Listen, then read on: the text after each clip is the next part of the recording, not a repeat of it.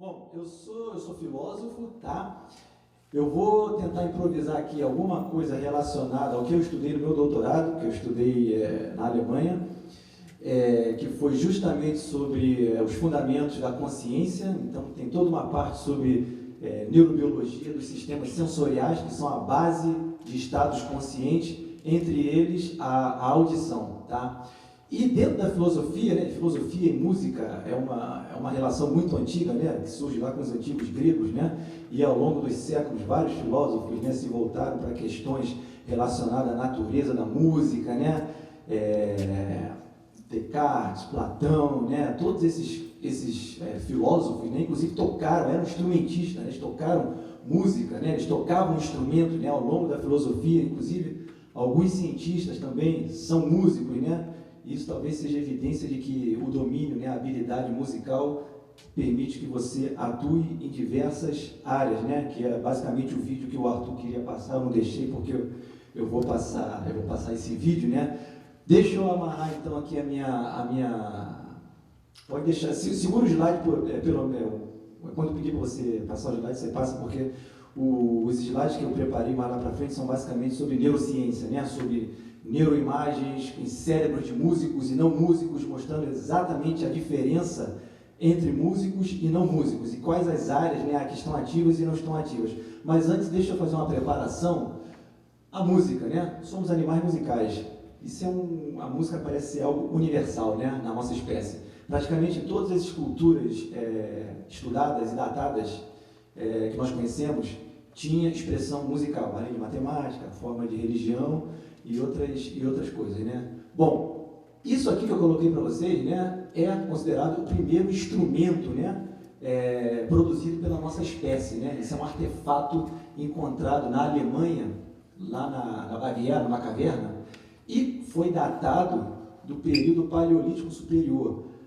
A idade é mais ou menos entre 43 e 35 mil anos, ou seja, esse período, eu tentei ilustrar com essas imagens aqui, né, só para vocês terem uma noção de quão antigo é isso, né? Ou seja, ainda tinha mamute, nós vivíamos ainda caçando, e foi quando nós começamos a nos organizar em tribos, são os primeiros povoamentos, as primeiras pinturas rupestres datam desse período, cultura e religião também datam desse período, né? E essa flauta e outros instrumentos de percussão foram encontrados em diversos sítios arqueológicos na Europa, né? O que parece indício de que a música tem evoluído na nossa espécie já há bastante tempo, né? Mas tem toda uma discussão sobre se a música é algo meio que geneticamente determinado ou se são interações com o meio cultural que permitem você a produzir o som. Bom, o Arthur apresentou aqui uma física básica, né,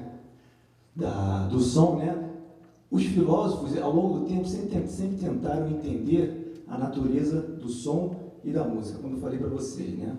Existem alguns argumentos que dizem que a música, né, são argumentos mais recentes, né, da psicologia evolucionista, que diz o seguinte: a música tem certas funções, né, porque você tem que entender por que a música existe e evoluiu com a nossa espécie, e é uma propriedade universal distribuída em vários povos do planeta, né.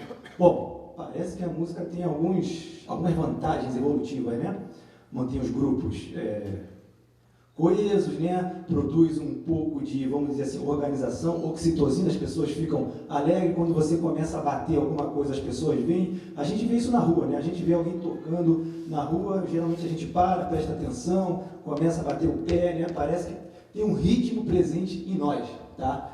A questão é, de onde vem isso? Por que isso é dessa forma? Bom, filósofos, como eu falei para você, ao longo dos séculos, tentaram entender isso, né? Tem grandes contribuições dos filósofos, mas as contribuições mais interessantes, né, têm vindo, né, como o Arthur acabou de falar, tem vindo da neurociência, tá? Porque antes nós não tínhamos algumas ferramentas físicas, inclusive, né, de imagiamento, que permitiria que nós pudéssemos visualizar, entre aspas, né, o cérebro, né, em determinadas funções quando você está desempenhando certas tarefas, tá? E a neurociência tem fornecido para nós, né, várias evidências e, inclusive, apontando caminhos para novos argumentos para entender a natureza da música, que, como o Arthur falou, a música não existe no mundo. A música é o quê? É a captação, por meio dos nossos mecanorreceptores no nosso sistema auditivo, na nossa orelha, que converte isso em sinal neural, manda para o cérebro. E o resultado final é o quê? Uma propriedade qualitativa, vivenciada por nós, sob a nossa perspectiva. Isso os filósofos denominaram do problema dos qualia.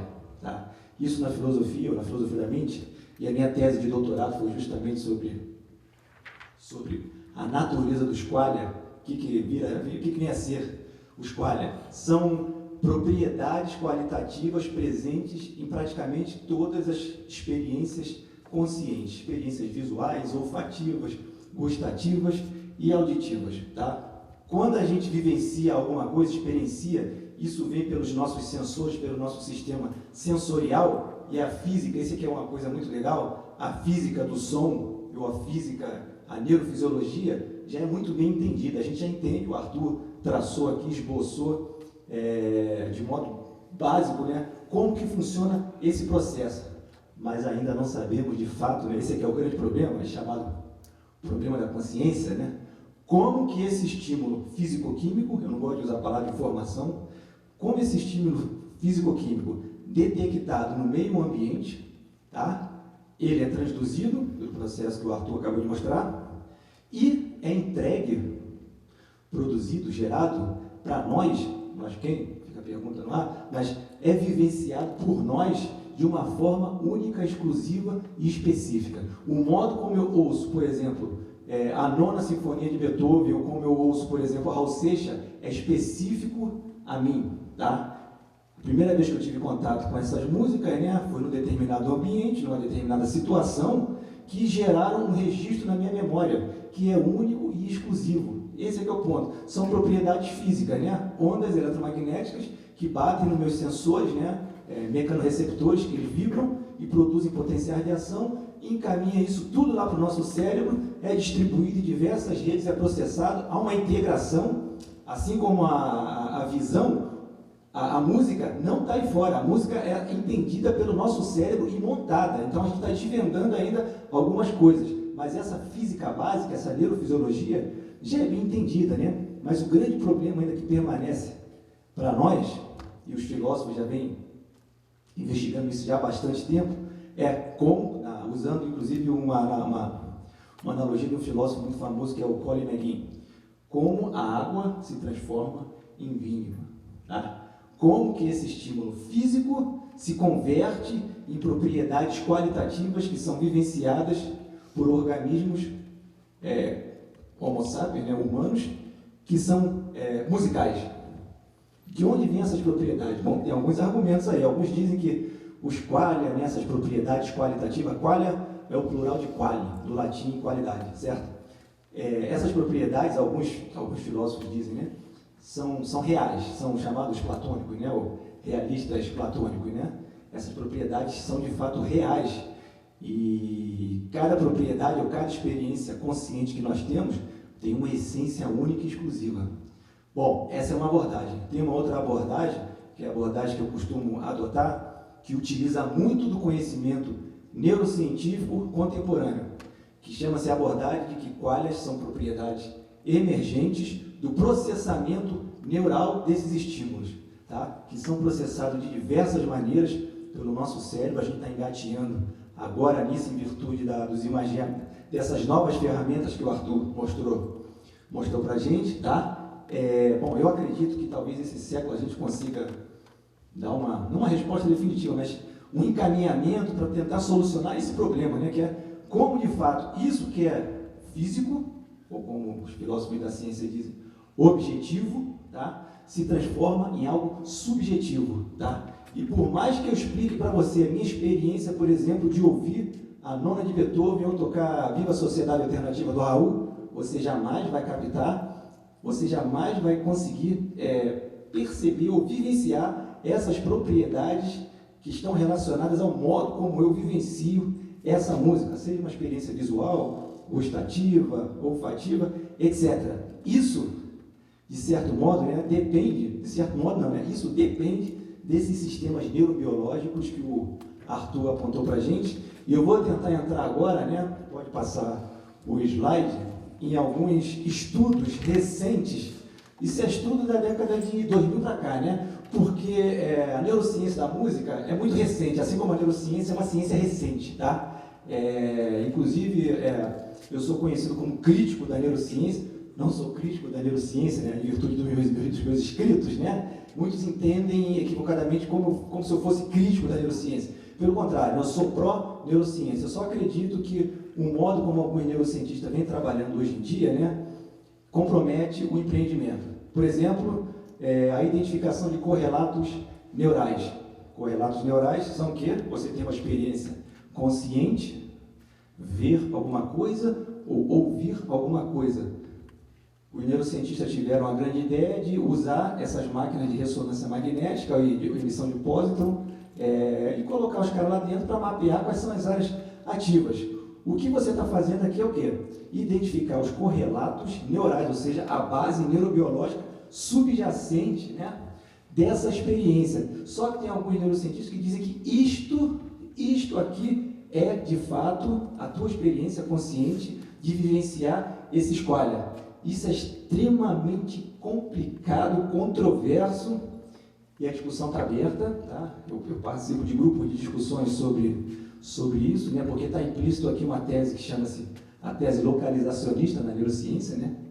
Porque basta você identificar locais no cérebro, tá? E aí você já desvendou praticamente toda a experiência consciente ou as habilidades que aquela pessoa está desempenhando naquele experimento ou em determinada situação, né? Bom, nós temos essas ferramentas, a gente pode usar, mas a gente tem que usá-las de modo coerente, né? E a minha crítica que eu faço, né, não é em geral a neurociência, mas são alguns neurocientistas que eles fazem um experimento, dois, replicação, geralmente é uma ou duas vezes, tá? E você precisa replicar experimentos para você chegar a um consenso, né? Porque você tem desvio estatístico, você tem erro, questões que eu não vou entrar aqui na discussão, mas pode ter diversas formas de erros e problemas. Por exemplo, isso aqui é uma fotografia, isso é um instantâneo do cérebro do sujeito naquele momento, tá? Então você precisaria replicar o experimento em outras oportunidades, né? Na verdade, o ambiente neurocientífico, né? Não sei se vocês já tiveram oportunidade de ver uma ressonância magnética, é uma sala fechada. Quem sofre de claustrofobia deve se sentir mal, né? Um negócio enorme, né? Uma mesa onde você entra e é pedido para que você imagine algumas coisas. Imagine que está fazendo cálculo matemático, imagine que está surfando, imagine aquilo. E isso são mapeadas, né? As áreas que são ativas no cérebro, tal como o professor Arthur falou. Então tem alguns estudos, né, muito interessantes, tá? Eu tentei pensar alguns estudos que eu fiz uma leitura mais crítica, né? E como filósofo da ciência, né, eu vou tentar avaliar todos os procedimentos, né, a máquina, desde a instrumentação, a teoria, a interpretação dos dados. Esses estudos eles são coerentes, tá? No sentido de que mostra, por exemplo, o cérebro do músico. Esse experimento pegou o quê? Pegou músicos, recrutou músicos profissionais, tá? E pessoas que não tocam nada, não tocam nenhum tipo de instrumento. E foram mapeando as áreas ativas no cérebro, né? Então mostra, por exemplo, o Arthur já falou alguma coisa sobre isso, mostra, por exemplo, o córtex temporal, que é aqui onde fica a têmpora, né? Temporal no sentido de que essa parte aqui, quando a gente envelhece, a primeira parte é onde receber cabelo branco, eu estou recebendo agora isso, né, por causa do tempo, né, que eles chamam de têmpora, é onde está localizado o córtex temporal. Você tem uma ativação muito mais forte Você tem o cérebro do músico, que é distribuído, tá? E no cérebro da pessoa que não toca música, tem alguns pontos, né? Você tem Vocês estão conseguindo ver aí? Porque para mim aqui a luz está bem ruim. Então você vê a distribuição da atividade neural no cérebro do músico, como é que funciona. Você tem várias partes do cérebro que estão ativadas. Da pessoa que é não música, é muito menor essa atividade. Passa aí para o próximo. Tem um outro estudo também, eu tirei isso de alguns livros, de artigos contemporâneos, que mostram, mais uma vez, a atividade distribuída no cérebro do músico, tá? E mais lá para frente eu quero mostrar um vídeo que o Arthur queria passar, não deixei, mas a gente vai chegar a entender que essas atividades, né, elas são usadas não só para você tocar música, tocar um instrumento, mas também elas são mobilizadas em outras tarefas. Por exemplo, o cérebro do músico, como o Arthur falou, quando você toca um instrumento, você mobiliza diversas áreas, tá?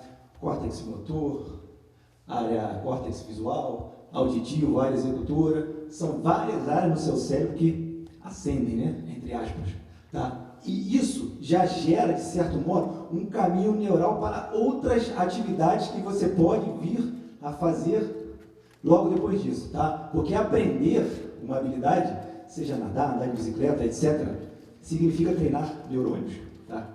Você precisa de neurônios treinados para você realizar certas tarefas, seja escrever, andar de bicicleta, etc., tá? E quando você já tem os caminhos neurais estabelecidos, isso facilita a maneira como você vai desempenhar determinada tarefa. Passa aí, por favor.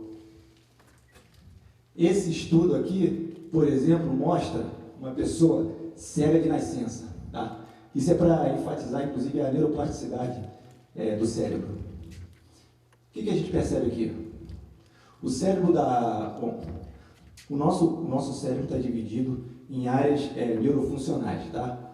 Aqui atrás, no córtex occipital, costuma ser a área visual, tá? Que processa estímulos da visão. Bate na retina e manda lá para trás e processa a visão. E esse cérebro aqui é de uma pessoa que é cega de nascença. Bom, o cérebro de nascença ele não tem a habilidade visual, então ele tem que usar outra modalidade disponível para ele, tá? Que é a modalidade auditiva. Então o que se percebe é uma ramificação dos neurônios do córtex auditivo que invadem a área do córtex visual, que são mobilizados, tá? Para processar de forma mais eficiente os estímulos auditivos, que são a modalidade principal do cérebro, tá? Então vocês percebam, né, que tem uma invasão, entre aspas, né, dos neurônios do córtex auditivo. Eles vão entrando, fazendo com que o cérebro do cego, né, tenha uma organização diferente do cérebro da pessoa que tem a visão normal, tá? A origem é essa daqui, ó. Esse é o seu cérebro sobre a música, né? A ciência de uma obsessão humana. O Arthur chegou a comentar sobre isso também, né? Essas são as áreas no nosso cérebro que estão envolvidas no processamento de estímulos auditivos. E no caso aqui, é simplesmente ouvindo uma musiquinha, tá? Porque quando você toca, vai lá para frente, eu vou mostrar mais um slide, é o teu cérebro inteiro que está ativado. Então mobiliza cerebelo, né? Área também que controla o movimento, córtex visual, hipocampo, onde supostamente se localizam as memórias, tá? Córtex auditivo, córtex sensorial e somato. Sensorial, porque tocar um instrumento, né? Você precisa ter essa habilidade de, seja ele qual for, né? Tocar um violino, seus dedos, até um baterista, você precisa do córtex somato sensorial para você sentir o teu instrumento. Bom, e por aí vai, passa aí um pouquinho mais o slide. Isso aqui é um experimento que foi publicado na Nature Neuroscience, uma revista muito boa, vale a pena dar uma lida lá, que eles estão sempre publicando artigos relacionados à consciência, né, que é a minha área de atuação. Então mostra justamente um sujeito, né, tocando violino. Quais são as áreas ativas, né? E tem uma retroalimentação que ele se alimenta, ele ouve e produz um ciclo, tá? Então você tem diversas áreas no cérebro sendo ativadas, tá? E isso significa treinamento de neurônio. Para o sujeito tocar, por exemplo, de cabeça, ou seja, sem olhar uma partitura, ele está mobilizando memória, tá? Passa aí, por favor. Bom, esse aqui é um outro estudo que mostra o cérebro também de pessoas que tocam instrumento, tá? Esse estudo aqui é bem interessante porque eles recrutaram pessoas que não tocavam nada. O que eles fizeram? Olha só, vai ter um grupo que vai aprender a tocar, sei lá, 2, 3 notinhas, tá? E depois a gente vai ver o cérebro deles antes e depois deles terem aprendido 1, 2, 3 notinhas, tá? Esse pedaço aqui mostra que as pessoas que tiveram um treinamento, né? Eles foram treinados, tá? Eles não sabiam tocar nada. Simplesmente ensinou um dó, ré, mi, fá, sol. E já teve mais, né? Tocar só um dó, ré, e fizeram um mapeamento do cérebro desses caras. O potencial evocado, ou seja, a atividade neural no cérebro desses caras depois do treinamento, olha o gráfico como é que é. E daqueles que não foram treinados, chegou aquele limite ali, tá? Ou seja, o cérebro daqueles que aprende um instrumento, mesmo que seja tocar 2, 3 notinhas, já se reorganiza, tá? E já mobiliza outras áreas no cérebro, implementando, inclusive, modificações que podem ser benéficas a longo prazo. Passa aí, por favor. Esse é um experimento muito interessante, não sei se você conhece. Pegaram um pianista profissional, colocaram ele dentro de uma ressonância magnética. Tá? E pediram para ele tocar uma frase do Bach. Ele foi lá e tocou. Isso, tá vendo aqui, ó? É um Yamaha, se não me engano, e pediu para ele tocar um instrumento, né? Porque geralmente esses experimentos em ressonância, né? Bota o cara lá dentro, mas não. Exatamente, porque você, por exemplo, isso aqui são magnetos. Se você coloca um metal aqui dentro, amigo, dá ruim. Dá ruim, tá? Quando você tá fazendo a máquina. Então eles botaram o cara lá dentro, pediram para ele tocar uma frase do Bach, tá? E a ativação do cérebro dele foi essa. Tá?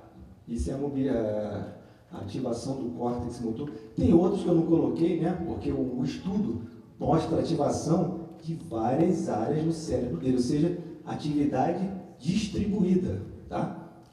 O que mostra efetivamente que tocar um instrumento, né, mobiliza diversas áreas no seu cérebro. Esse estudo é interessante, inclusive eu posso te passar depois, porque ele foi feito com 3 pianistas. Os 3 tinham um imagiamento, ou seja, uma atividade muito semelhante. E fizeram também com o grupo controle. A ativação era bem diferente, era bem mais fraca, mais apagada. Passa aí, por favor. Bom, esse aí é o vídeo, né, que é bem interessante, que é para... Dá só um pause aí. Esse vídeo foi feito por eu nem sei mais quem foi que criou esse... Mas o vídeo é baseado em conhecimento neurocientífico atual, ou seja, de como que o cérebro processa, interpreta a música. A gente só não sabe ainda como é que, a partir dessas habilidades, né, essas propriedades qualitativas chamadas de qualia surgem. Isso ainda é um grande mistério, mas não significa que jamais saberemos, né? Tem alguns filósofos que dizem que jamais saberemos, mas isso é um estudo científico, né, que você precisa e já tem as ferramentas para fazer isso.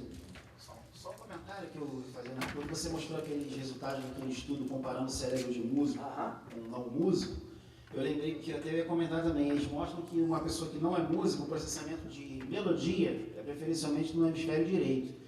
E quando uma pessoa músico, né, que pratica sistematicamente, isso tem uma transferência para o lado esquerdo. Então ele começa a processar a melodia também no lado esquerdo. Então isso é uma alteração plástica de você praticar a música, né, de tocar instrumentos. Então só um comentário interessante. Isso é interessante para quê? Agora a parte da educação, para você desenvolver estratégias de ensino, de aprendizagem. Se você já entende, por exemplo, tem um entendimento mínimo de como o cérebro aprende e funciona, você pode direcionar estratégias de ensino para a criança, né, sabendo que tem um período crítico, tá? Até os 7 anos tem uma janela que se abre, outra que se fecha, tá? Que ao longo do tempo, né, os neurônios têm fases para que os neurônios possam nascer, tá? A neurogênese ocorre até o fim da vida, mas tem algumas janelas. Se você entende como o cérebro funciona, você pode desenvolver estratégias de ensino, né, até para aperfeiçoar o ensino nas escolas, fazer com que as nossas crianças aprendam de forma mais eficiente. E esse vídeo, né, tem o intuito de mostrar justamente isso. Solta ele aí.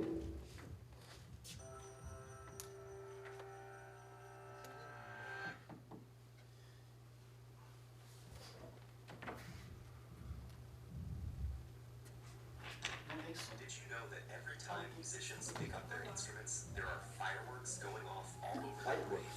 On the outside, they may look calm and focused, reading the music and making the precise and practice movements required.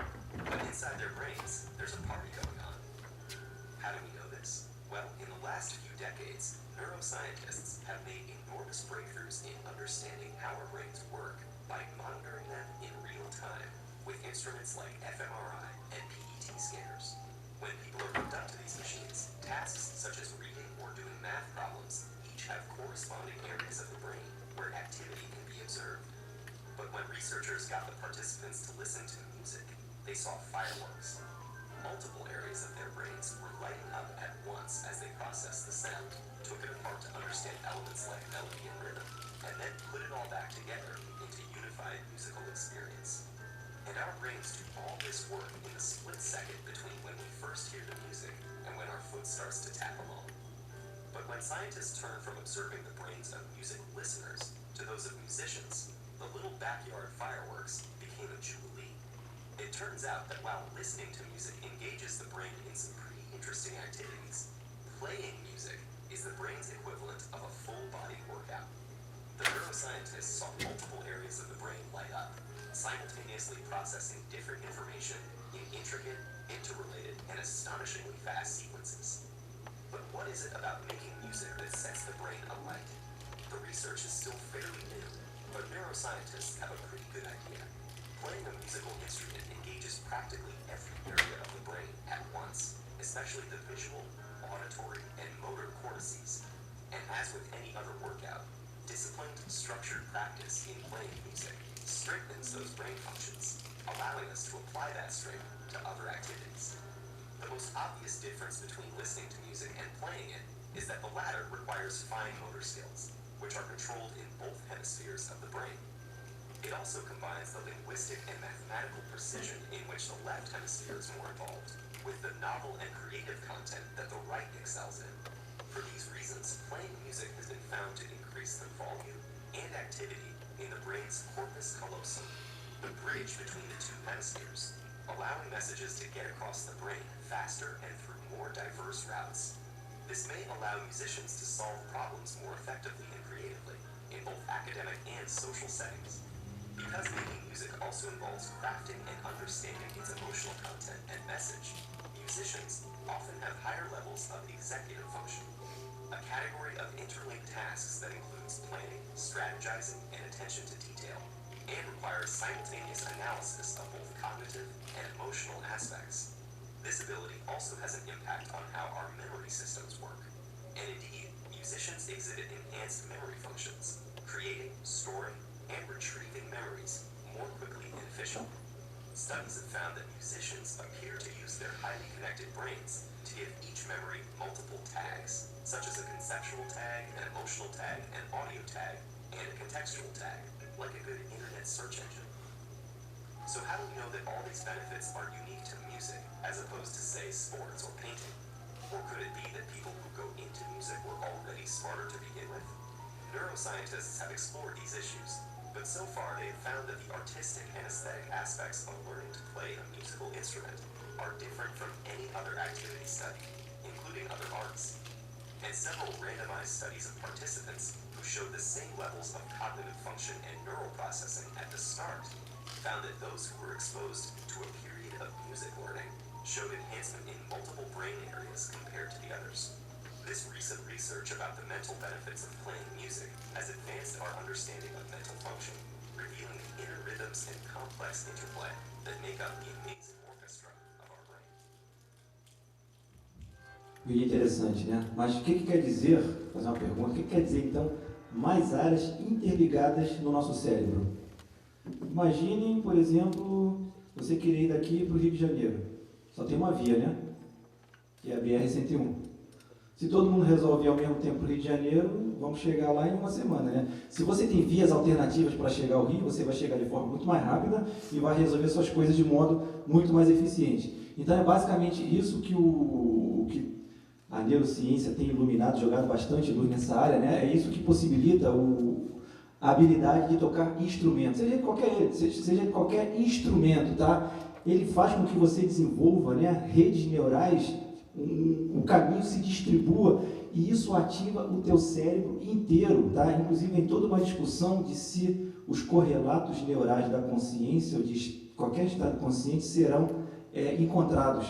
Isso parece ser um problema para os neurocientistas, porque o negócio é distribuído, você não tem uma área específica, e o cérebro das pessoas não são idênticos, não são iguais, tá? Eles se organizam de modos distintos, de acordo com as experiências, além da informação genética, que programou o cérebro para ser de determinada maneira, mas a interação do cérebro, inclusive o período de formação do cérebro na barriga da mãe, tá? O que a mãe consome, as pressões que a mãe sofre, isso interfere no modo como o cérebro vai se desenvolver e o cérebro vai se organizando e reorganizando ao longo da nossa vida, tá? E talvez a busca por correlatos neurais de partes específicas talvez se mostre um fracasso, né? Inclusive grandes neurocientistas que levantaram essa lebre, né? O próprio Francis Crick, descobridor do DNA, e foi o cara que resolveu botar ordem no campo da neurociência, dizendo que a neurociência agora só vai estudar correlatos neurais. Então você tem correlatos neurais da linguagem, da experiência estética, religiosa,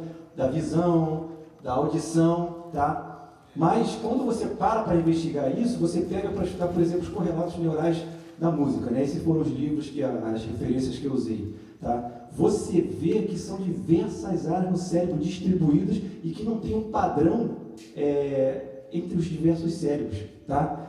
Por quê? Porque cada cérebro é único e exclusivo, porque se desenvolveu de acordo com as experiências passadas, montou memórias específicas, únicas e exclusivas. Quando eu falo isso para meus alunos, pensa na casa da vovó. Está todo mundo pensando na casa da vovó? A casa da vovó que eu estou pensando, nem gosto do negócio dele, nem gosto de ninguém. Isso ativa diversas áreas no cérebro. Se a gente for parar para fazer um estudo de neuroimaginamento, pensem na casa da vovó, propriedades únicas e exclusivas, tá? Serão invocadas do ponto de vista subjetivo, mas provavelmente vai haver uma distributividade, uma distribuição da ativação das áreas no nosso cérebro, tá? E isso, alguns dizem, isso quase que impossibilita o trabalho da neurociência, porque a gente está lidando com um sistema tão complexo, distribuído, segundo alguns, não linear, a neurociência jamais vai dar conta disso. Não, calma aí, rapaz. É o seguinte, né? A ciência trabalha de modo gradual, devagar, avança, volta, tá? E é assim que funciona. Você tem que fazer o teste, tem que replicar, tem outro grupo, tem que replicar, e os experimentos e os dados precisam ser confirmados, tá? E a gente pode fazer isso porque a gente tem hoje essas máquinas maravilhosas, né, de imaginamento, só que essas máquinas custam uma fortuna, né? Eu e Arthur, a gente está tentando arrumar um dinheirinho para comprar uma máquina dessa de TMS, né, ressonância magnética, emissão de poros. Quanto? 2 milhões e meio de dólares com uma máquina dessa. E uma máquina dessa pressupõe um conhecimento pesado de física. Você precisa de computadores ultrapotentes, você precisa de um ambiente. Na verdade, o ideal é que você faça no subsolo, para que não tenha interferência. Então, você precisa cavar um buraco, montar uma estrutura, você precisa de uma parede de concreto, etc. Será que a gente consegue isso, cara? É 5% do orçamento de uma outra universidade. Será que a gente consegue isso? Tem uma sala lá especial lá no nosso prédio, lá para pelo menos comprar um eletroencefalograma. A gente não tem nem ar-condicionado aqui nessa sala. Mas então, a neurociência, né, no Brasil está chegando agora recentemente, mas lá fora o negócio está pegando fogo. Vários departamentos lá fora de institutos foram rebatizados para receber o nome de neurociência qualquer coisa, tá? E lá fora os caras fazem todos esses experimentos. Você tem projetos como o Blue Brain Project, o Connectome, que tentam simular e entender o cérebro, né? Eles estão tentando simular isso. Até onde eu estudei, o Connectome eles conseguiram simular, acho que se não me engano, 80 neurônios, o que já demanda um gasto absurdo de energia. É muita energia. Só que a gente não entende como é que o nosso cérebro consome e converte a energia que a gente usa, porque a gente tenta simular isso numa máquina, a quantidade de energia, de eletricidade para ligar essas máquinas é absurda, e a gente não entra em circuito aqui em cima. A gente tem que entender, a gente está engatinhando ainda, né? Porque a neurociência é uma ciência recente, né? Está lançando luz em algumas áreas, e alguns problemas filosóficos do passado, né? Como muitos problemas filosóficos um dia se tornaram problemas científicos e encontraram alguma solução dentro do quadro explanatório da ciência, tá? O problema da consciência ou das qualidades sensoriais, né? Dessa experiência única e exclusiva que nós temos, como é que esse estímulo físico, químico, captado no meio ambiente, se converte em informação subjetiva. Isso, de certo modo, eu acredito que nesse século a gente consegue. Por quê? É pouco tempo que a gente está investigando isso. Durante muito tempo isso ficou dentro da seara da filosofia, tá? Como eu disse para vocês, né? A natureza do tempo, do movimento, né? Da vida, né? Isso já foram problemas filosóficos, da identidade, por aí vai. Isso já foram problemas filosóficos, se tornaram problemas científicos, né? Encontraram uma resposta. Basta você olhar a história da ciência que você vai entender o que é o movimento, tá? A consciência, né? E tudo isso que está envolvido na experiência de vivenciar alguma coisa, seja tocar um instrumento, né? Ver um filme, etc. Tá? Isso era um problema filosófico. Como é que estados neurobiológicos produzem propriedades subjetivas, segundo alguns não física, eu acredito que isso seja físico de algum jeito, porque somos agregados físico-químicos, tá? No fim das contas, se a gente sente, se a gente tem essas experiências, é porque de algum modo isso é físico. A gente não sabe ainda como, né? Porque alguns filósofos dizem, essa sua ideia, essa sua sensação, com conteúdo único e exclusivo, isso é não físico. São chamados platonistas realistas, né? Que acreditam que as qualis são propriedades não físicas.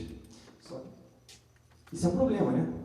A ciência só vai lidar com o que é mensurável e o que é físico. Se você diz que isso é não físico, né, já está partindo logo de início e impedindo o trabalho científico. Bom, as evidências dizem que somos agregados físico-químicos, ok? Somos organismos, né? Obedecemos algumas leis da termodinâmica, né? Convertemos a energia do que a gente consome para alimentar isso. A gente sabe um conjunto de coisas.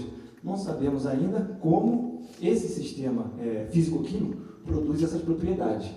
Eu acredito que esse século ainda a gente consiga dar pelo menos, não resolver o problema, mas dar um direcionamento, né? Porque a base tem que ser neurobiológica. Tá? Bom, acho que eu vou ficar por aqui, até para deixar um pouco mais de tempo para o nosso colega, o Júlio Esteves, falar um pouquinho, que ele é um filósofo lá do meu laboratório, que é o Laboratório de Cognição e Linguagem. Tá? Ele vai falar sobre o mesmo, né, professor? O professor Júlio Esteves, ele está aqui na UENF já há bastante tempo, né? E é um professor renomado. E eu vou passar a palavra para ele, eu paro por aqui. Qualquer pergunta depois é só